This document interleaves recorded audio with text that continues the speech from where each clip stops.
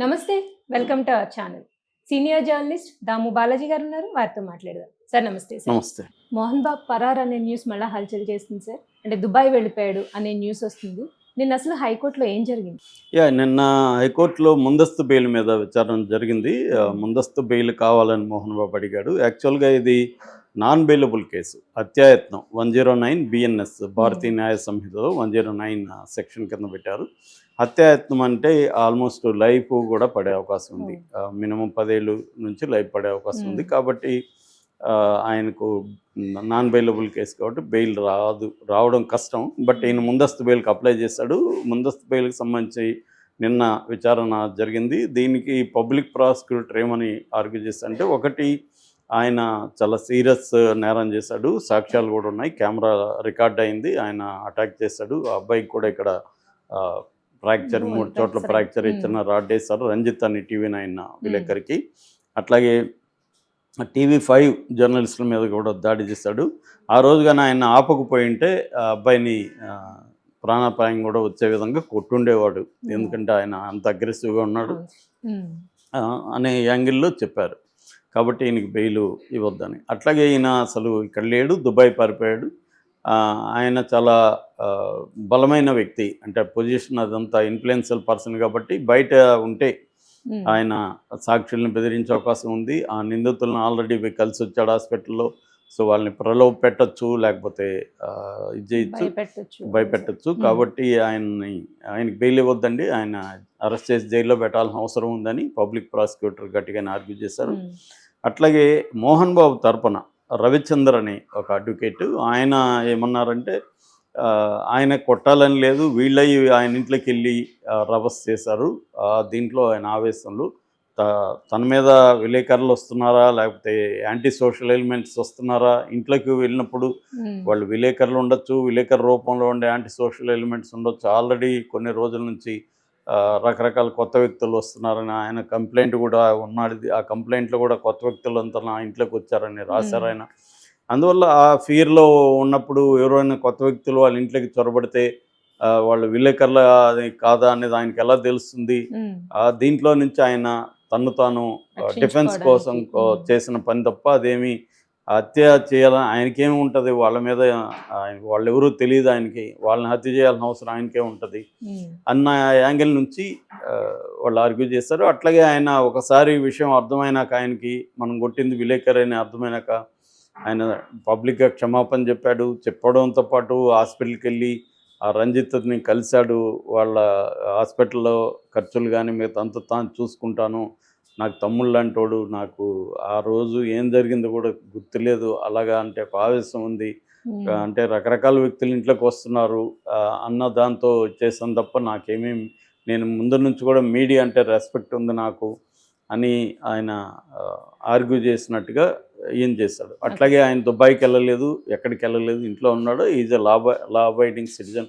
ఆయనకి యూనివర్సిటీనే ఆయన పేరుతో ఉంది, ఒక యూనివర్సిటీకి ఆయన ఛాన్సలరు, మోహన్ బాబు యూనివర్సిటీకి ఈయనే ఛాన్సలరు. అట్లాగే ఆయన వెరీ నోన్ యాక్టరు.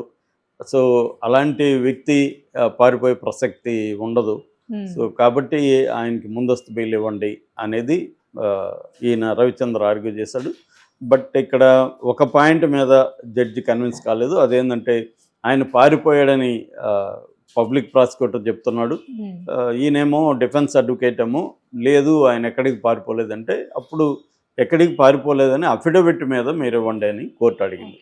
అఫిడవిట్లో మాట చెప్పడం కాకుండా, ఎందుకంటే ఆరోపిస్తున్నారు కాబట్టి అది ఇంపార్టెంట్. పారిపోయాడా లేదా అనే దాన్ని బట్టి కదా బెయిల్. పారిపోతే బెయిల్ ఇవ్వరు, పట్టుకురమ్మంటారు. ఇక్కడే ఉండి నేను లా అబైడింగ్ సిటిజన్ విచారణకి వెళ్తాను అనుకుంటే ఆ బెయిల్ ఇవ్వచ్చు.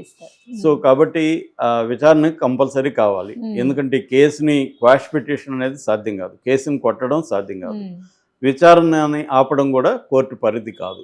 పోలీసులు ఒక నేరం జరిగినప్పుడు పోలీసులు విచారణ జరపాల్సిన అవసరం ఉంటుంది, దాన్ని మేము అడ్డుకోము. కాబట్టి బెయిల్ ఇవ్వాలంటే ఆయన ఇక్కడ ఉన్నాడా లేదా అనేది ముందు తేల్చండి, దానికి అఫిడవిట్ వేయండి అని మండేకి పోస్ట్ పోన్ చేశారు. సో మండే మోహన్ బాబు ఇక్కడే ఉండాలని అఫిడవిట్ వేయాలంటే నిజంగా మోహన్ బాబు ఇక్కడ ఉంటేనే వేయాలి. కానీ పోలీసులు దానికి ఇంకొకటి కూడా అడిగారు డిఫెన్స్ అడ్వకేట్, అయితే మండే వరకు అరెస్ట్ చేయొద్దని చెప్పండి, ఎందుకంటే మండే లోపలే వాళ్ళు అరెస్ట్ చేస్తే వాళ్ళు మామూలుగానే లాస్ట్ వీక్ 13వ తేదీ ఫ్రైడే అరెస్ట్ చేశారు.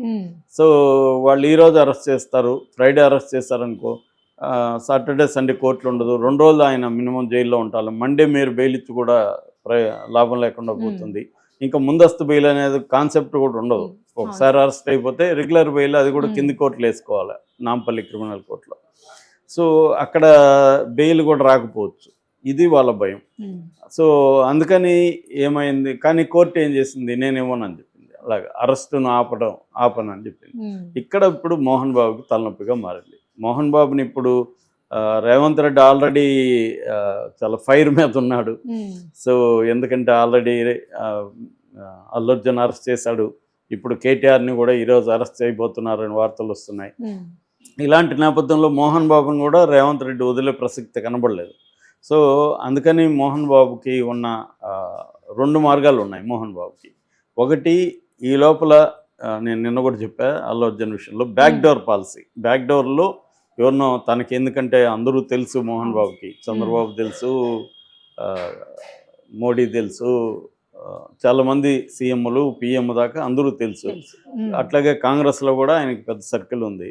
అలాగే ఆయన పట్టుకొని వాళ్ళు ఎవరినో రేవంత్ రెడ్డిని ఇన్ఫ్లుయెన్స్ చేసి అరెస్టు కానికుండా చూసుకొని బెయిల్ వచ్చి చేయడం అనేది ఆయనకు అదొక పని ఆయన ఖచ్చితంగా చేస్తాడు. ఎవరైనా పౌరుండే, మనమైనా మన మీద ఏదో ఎవరో కేసు పెడితే మనకు తెలిసిన వాళ్ళు ఎవరినో పట్టుకొని ట్రై చేస్తాం కదా, ఎవ్రీబడి డస్ దట్. సో ఆయన అది చేస్తాడు. అయితే అది సాధ్యమా కాదో తెలియదు మనకి. రేవంత్ రెడ్డి ఏ ప్రజలకు కూడా సరెండర్ కాకుండా ఉన్నాడు చాలా విషయాల్లో. సో అంత స్ట్రాంగ్గా ఉన్నాడు ఆయన. అంటే కొన్ని విషయాల్లో నేను ఎంత స్ట్రాంగ్ అనేది నిరూపించదలుచుకున్నాడు ఆయన. అంటే కొన్ని చేయాలంటే మనం స్ట్రాంగ్గా ఉండాలి అనేది ఏదో అనుకున్నాడు. అది మంచి చెడ్డ అనేది పక్కన పెడదాం. ఆయన అవన్నీ ఆలోచించుకొని కాన్సిక్వెన్సెస్ ఏంటి, ఆయన ఏమో ఇంపల్సివ్గా ఇక రాజకీయాల్లో ఆ స్థాయికి పోయిన వాళ్ళు ఎవరు ఇంపల్సివ్గా ఉండరు. అన్నీ ముందు వెనక ఆలోచిస్తారు, వాళ్ళకి టీం ఉంటుంది. అవన్నీ కాన్సిక్వెన్సెస్ ఏముంటాయి, ఒక 10 ఎత్తులు ముందుగా ఆలోచించుకొని దానికి ప్రిపేర్ అయ్యి, ఏంటంటే మీరు లెఫ్ట్కి వెళ్ళినా నష్టం ఉండొచ్చు, రైట్కి వెళ్ళినా నష్టం ఉండొచ్చు, ఎటు వెళ్తే ఎంత నష్టం అవన్నీ బేరేజ్ చేసుకొని నిర్ణయాలు తీసుకుంటారు. సో ఆ రకంగా రేవంత్ రెడ్డి కూడా, ఆయన ఏమి రాజకీయాల్లో కొత్తగా రాలేదు, 20 ఏళ్ళుగా ఆయన పైగా ప్రతిపక్షంలో ఉన్నా అంటే ఎన్ని ఆటుపోట్లు తినుంటాడు. అవన్నీ చేసుకుంటూ వచ్చిన వ్యక్తి కాబట్టి రేవంత్ రెడ్డికి కూడా ఒక ఐడియా ఉంటుంది, తను మోహన్ బాబుని అరెస్ట్ చేయిస్తే ఎలా ఉంటుంది అని. కాబట్టి ఆయన కొన్నిసార్లు ఏంటంటే అన్థింకబుల్ చేస్తుంటారు కొంతమంది. జగన్ కూడా ఇప్పుడు చంద్రబాబును అరెస్ట్ చేయడం అనేది అన్థింకబుల్ యాక్ట్. రాజకీయాల్లో ఒక్కొక్కసారి అన్థింకబుల్ చేయడం వల్ల మనకి రిజల్ట్ ఎక్స్ట్రీమ్ పాజిటివ్ అన్న వస్తుంది, ఎక్స్ట్రీమ్ నెగిటివ్గా కూడా వస్తుంది. అలాంటిది జగన్ చేశాడు, అందరూ కొంతమంది చేస్తుంటారు రాజకీయ నాయకులు. అలాగా ఇప్పుడు రేవంత్ రెడ్డి కూడా అట్లాంటి అన్థింకబుల్ యాక్ట్ కొన్ని చేస్తున్నాడు. సో అదొకటి మోహన్ బాబుకి. రెండవది, ఎస్కేప్ అవ్వాలి. మండే వరకు కనబడకుండా ఉంటే, పోలీసులకు దొరకకుండా ఉంటే, మండే ఒకవేళ బెయిల్ వస్తే మంచిది, బెయిల్ రాకపోతే అప్పుడు సరెండర్ అవుదాం, మండే సరెండర్ అవుదాం. బెయిల్ రాలేదనుకో, లేదా సుప్రీంకోర్టులో కూడా ట్రై చేసుకోవచ్చు. కాబట్టి ముందు ఎస్కేప్ అయితే ఈ 2 రోజులు సేవ్ చేసుకుంటే మళ్ళీ చూద్దాం అన్నది ఉంటుంది. అందుకని మోహన్ బాబు తిరుపతికి వెళ్ళి అక్కడి నుంచి బెంగళూరుకి వెళ్ళాడనే ఒక వార్త వస్తుంది. ఇంకొక వార్త, ఆల్రెడీ దుబాయ్లో వీళ్ళ ఫ్యామిలీ, విష్ణు ఫ్యామిలీ ఉంది కాబట్టి అక్కడ ఒక సర్కిల్ ఆల్రెడీ విష్ణుకు ఉంది కాబట్టి అక్కడికి జంప్ అయ్యాడని ఒక వార్త వస్తుంది. ఏదేమైనా మండే వరకు ఇప్పుడు మోహన్ బాబుని అరెస్ట్ చేస్తారా లేదనేది మాత్రం పెద్ద చర్చనీయాంశంగా మారింది. పోలీసులు కూడా